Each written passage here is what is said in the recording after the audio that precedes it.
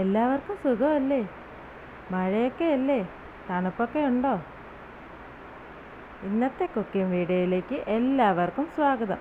ഞാൻ ഇന്നിവിടെ ഉണ്ടാക്കാൻ പോകുന്നത് കായ് ബജിയും മുട്ട ബജിയും ആണ്. അതിനോടൊപ്പം അതിന് വേണ്ടതുള്ള ചട്നിയും തയ്യാറാക്കുന്നുണ്ട്. മല്ലിയില ചട്നിയാണ് ഞാനിവിടെ തയ്യാറാക്കാൻ പോകുന്നത്. ആദ്യമായിട്ട് കായ് ബജിക്ക് 2 കായ എടുക്കണം. പിന്നെ അത് ഇതുപോലെ ചെറുതായിട്ട് സ്ലൈസ് ചെയ്യണം. അത് കഴിഞ്ഞിട്ട് ഒരു പാത്രം എടുത്ത് അതിൽ 2 കപ്പ് കടലമാവ് ആഡ് ചെയ്യണം.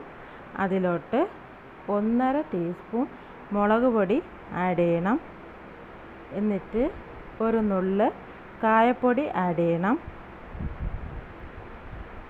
ആവശ്യത്തിന് ഉപ്പ്, പിന്നെ ഒരു 1/4 കപ്പ് അരിപ്പൊടി ആഡ് ചെയ്യണം. അത് കഴിഞ്ഞിട്ട് ഒരു നുള്ള് ബേക്കിംഗ് സോഡയും ആഡ് ചെയ്യണം. എന്നിട്ട് നന്നായിട്ട് മിക്സ് ചെയ്യണം. അത് കഴിഞ്ഞിട്ട് ചീനിച്ചട്ടി ചൂടാക്കി അതിൽ എണ്ണ ഒഴിച്ച് എണ്ണ തിളയ്ക്കുമ്പോൾ അതിലോട്ട് ഓരോ കായായിട്ട് മാവിൽ മുക്കി ഇടണം. ഒരു സൈഡ് നന്നായിട്ട് വേവുമ്പോൾ അടുത്ത സൈഡിലോട്ട് മറിച്ചിടണം. അങ്ങനെ നമ്മുടെ കായ് ബജിയുടെ റെഡി ആയിരിക്കുകയാണ്. അടുത്തതായിട്ട് മുട്ട ബജിയാണ്. 4 മുട്ടയാണ് ഞാനിവിടെ എടുത്തിരിക്കുന്നത്.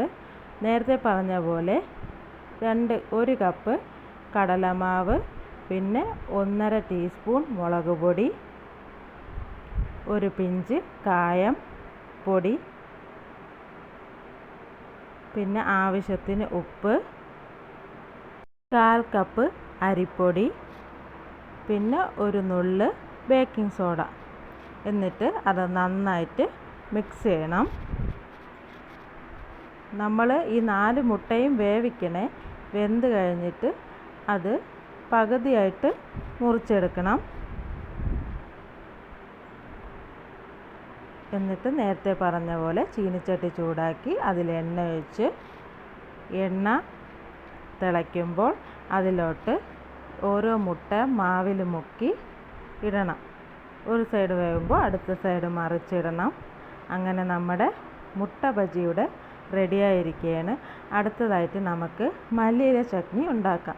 മല്ലിയില ചട്നി ഉണ്ടാക്കുന്നതായിട്ട് മല്ലിയില എടുക്കണം. പിന്നെ 3-4 അല്ലി വെളുത്തുള്ളി, പിന്നെ കുറച്ച് വിനീഗർ, പിന്നെ ആവശ്യത്തിന് ഉപ്പ്. അത് കഴിഞ്ഞ് മിക്സിയിൽ നന്നായിട്ടൊന്ന് അരച്ചെടുക്കണം. അങ്ങനെ നമ്മുടെ മല്ലിയില ചട്നി ഇവിടെ റെഡിയായിരിക്കുകയാണ്. അങ്ങനെ നമ്മളെ കായ് ബജിയും മുട്ട ബജിയും ഒക്കെ ഇവിടെ റെഡിയായിരിക്കുകയാണ്. മഴയൊക്കെ അല്ലേ? എല്ലാവരും ഒന്ന് ട്രൈ ചെയ്ത് നോക്കൂ. അപ്പം വീഡിയോ ഇഷ്ടപ്പെട്ടെങ്കിൽ ലൈക്ക് ചെയ്യണം, ഷെയർ ചെയ്യണം, സബ്സ്ക്രൈബ് ചെയ്യണം. അപ്പോൾ എല്ലാവർക്കും താങ്ക് യു.